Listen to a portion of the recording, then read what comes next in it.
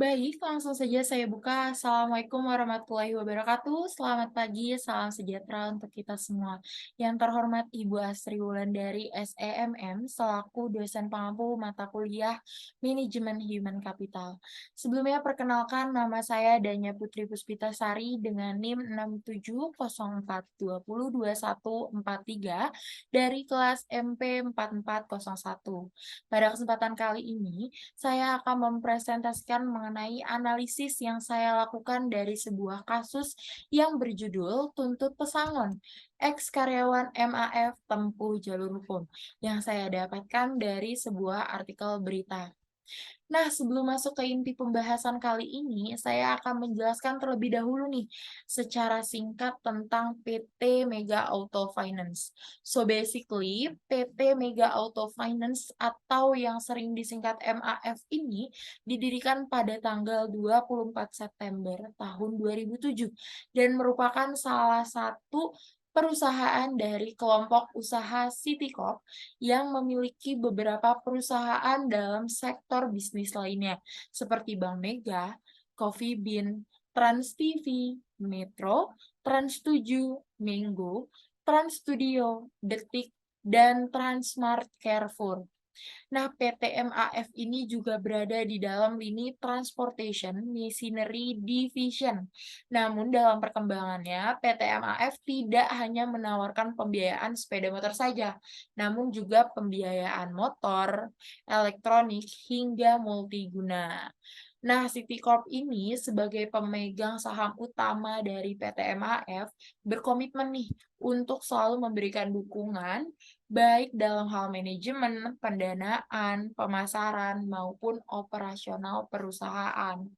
Namun kenyataannya masih banyak nih permasalahan-permasalahan yang terjadi terkait kesejahteraan karyawan. Nah, itu tadi penjelasan singkat mengenai perusahaan yang terkait dengan permasalahan yang akan kita bahas pada kali ini. Langsung saja masuk ke analisis yang pertama, yaitu siapa saja sih pemain peran yang terlibat di dalam permasalahan tersebut dan apa sih perannya.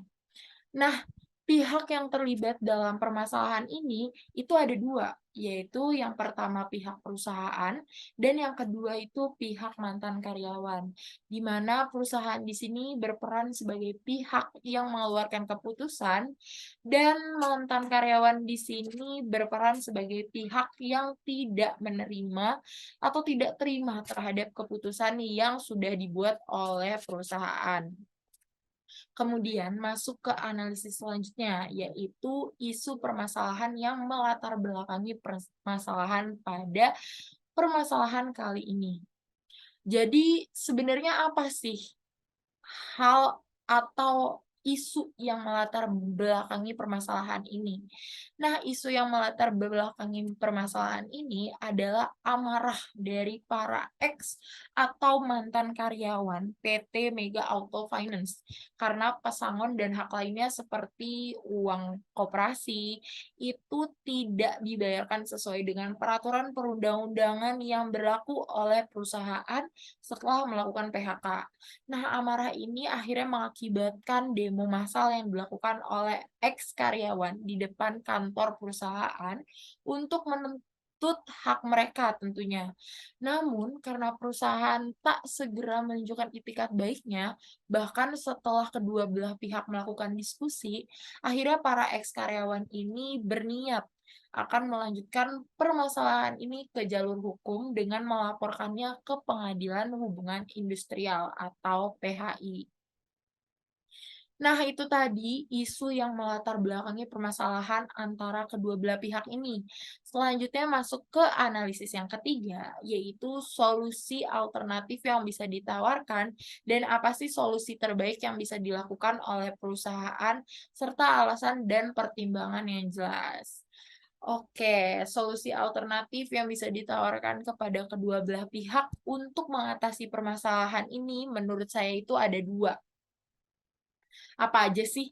Yang pertama, diskusi untuk mufakat tentunya, agar kedua belah pihak ini tidak ada yang merasa dirugikan.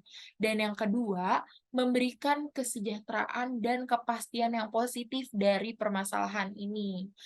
Lalu solusi terbaik apa sih yang bisa dilakukan oleh perusahaan?